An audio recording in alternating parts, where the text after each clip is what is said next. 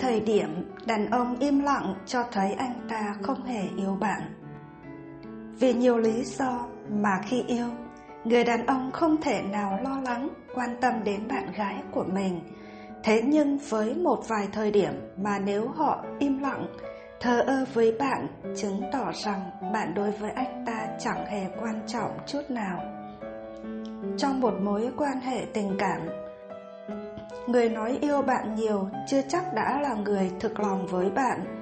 Trong khi đó, một người đàn ông kiệm lời, nói luôn tìm mọi cách để chứng minh tình yêu của anh ta đối với bạn, mới là kẻ si tình thực thụ. Vốn dĩ một khi bạn đã chiếm vị trí quan trọng trong trái tim của người đàn ông, thì anh ấy lúc nào cũng sẵn sàng bảo vệ bạn, cả về cơ thể lẫn tâm hồn. Anh ấy sẽ mong muốn và làm tất cả trong tầm khả năng của mình để bạn luôn được an toàn, hạnh phúc. Vậy nên nếu anh ấy im lặng, thờ ơ vào 3 thời điểm sau đây, thì có lẽ bạn nên suy nghĩ lại về mối quan hệ của mình. 1. Khi bạn ghen tuông. Một người đàn ông yêu bạn thật lòng chắc chắn luôn mong những điều tốt đẹp nhất đến với bạn. Chính vì vậy, họ sẽ tuyệt đối không để bạn ghen tuông mà đau lòng, mệt mỏi hay tuyệt vọng. Ít nhất anh ấy cũng sẽ đưa cho bạn một lời giải thích rõ ràng để bạn hoàn toàn an tâm. Ngược lại, một người đàn ông vốn không hề đặt bạn trong tim, thì dù bạn có ghen tuông, đau lòng, tuyệt vọng đến đâu anh ta cũng mặc kệ. Bởi vốn dĩ, cảm xúc của bạn ra sao không phải là mối quan tâm của anh ấy. 2. Khi bạn bị người khác làm tổn thương. Không để bạn chịu tổn thương, ấm ức chính là châm ngôn hàng đầu của người thật lòng yêu bạn. Nhìn thấy bạn bị người khác đối xử bất công, anh ấy sẽ không bao giờ cam tâm đứng nhìn, mà sẽ lập tức tìm cách đòi lại công bằng cho bạn. Ngược lại, người đàn ông chỉ biết im lặng nhìn bạn gái mình bị ức hiếp, chứng tỏ anh ta là kẻ hèn nhát, bất tài vô dụng hoặc không coi trọng bạn. 3. Khi bạn gặp khó khăn. Nếu anh ấy yêu bạn thật lòng thì mọi khó khăn của bạn cũng chính là khó khăn của anh ấy. Nếu trong khả năng, anh ấy nhất định sẽ giúp đỡ bạn hết sức, còn không thì cũng sẽ cho bạn những lời an ủi, động viên. Anh ấy luôn muốn chứng minh rằng bạn không hề cô đơn vì anh ấy luôn sẵn sàng ở bên cạnh bạn. Còn nếu khi bạn khó khăn mà anh ta khoanh tay bỏ mặc, chứng tỏ đó không phải là người đàn ông cho bạn nương tựa cả đời.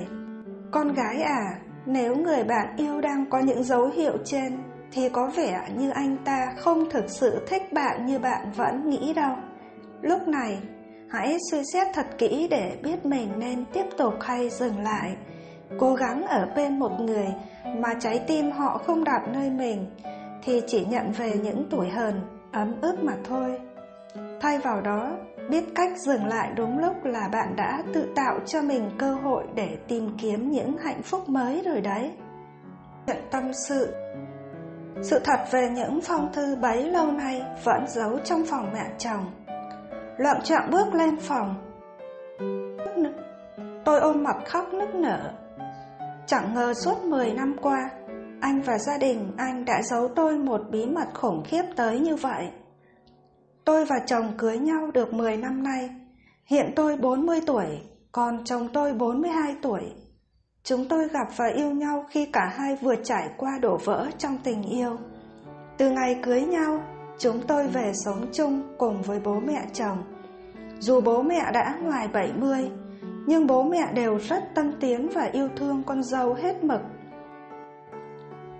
Gia đình thuộc diện nghèo khó nên từ ngày làm dâu tôi trở thành trụ cột chính trong gia đình. Có những tháng lương thấp, anh không gửi vợ được đồng nào. Dù thế, tôi vẫn một mực động viên, không một lời than phiền anh. Sau 6 năm đầu làm dâu, tôi có chút tích lũy, cộng thêm vốn của hồi môn bố mẹ đẻ cho ngày cưới. Tôi xây nhà mới để bố mẹ chồng được ở nhà khang trang. rộng rãi hơn. Chưa kể, trong cuộc sống hàng ngày, tôi luôn tâm niệm coi bố mẹ chồng như bố mẹ đẻ của mình. Với tôi, chỉ cần bố mẹ chồng vui, trẻ, khỏe là tôi hạnh phúc lắm rồi. Thi thoảng, mẹ chồng vẫn nói với tôi, mẹ rất tự hào về nàng dâu như con. Thời gian trôi nhanh, sau 10 năm hôn nhân, vợ chồng tôi sinh được 2 bé gái đáng yêu, xinh xắn. Mới đầu, khi bị bạn bè trêu không sinh được con trai, tôi có chút lo lắng, nhưng chính mẹ chồng đã là người động viên tôi rất nhiều. Tôi cứ nghĩ tất cả những gì tôi đạt được sẽ là mãi mãi cho tới một ngày cuối tuần. Tranh thủ khi bố mẹ chồng về quê, tôi dọn dẹp ra gối phòng ngủ của bà và cho vào máy giặt thì vô tình phát hiện một sự thật đau đớn. Có lẽ cả đời tôi nằm mơ cũng không tưởng tượng ra được. Trong bọc gối được gói cẩn thận là những lá thư của mẹ chồng tôi và một người phụ nữ chạc tuổi tôi. Mỗi nét chữ hiện ra như ngàn mũi kim đâm trong lòng tôi. Thì ra, chồng tôi có một cậu con trai riêng với cô người yêu cũ. Trong thư nói rất rõ, đứa trẻ đó chạc tuổi con gái đầu của chúng tôi. Cháu lấy tên đệm là tên anh, họ anh. Và họ vẫn qua lại hỏi thăm nhau thường xuyên. Trong gia đình này, duy chỉ tôi là không biết gì. Loạng choạng bước lên phòng, tôi ôm mặt khóc nức nở. Chẳng ngờ suốt 10 năm qua, anh và gia đình anh giấu tôi một bí mật khủng khiếp tới như vậy. Trong mắt họ tôi là gì?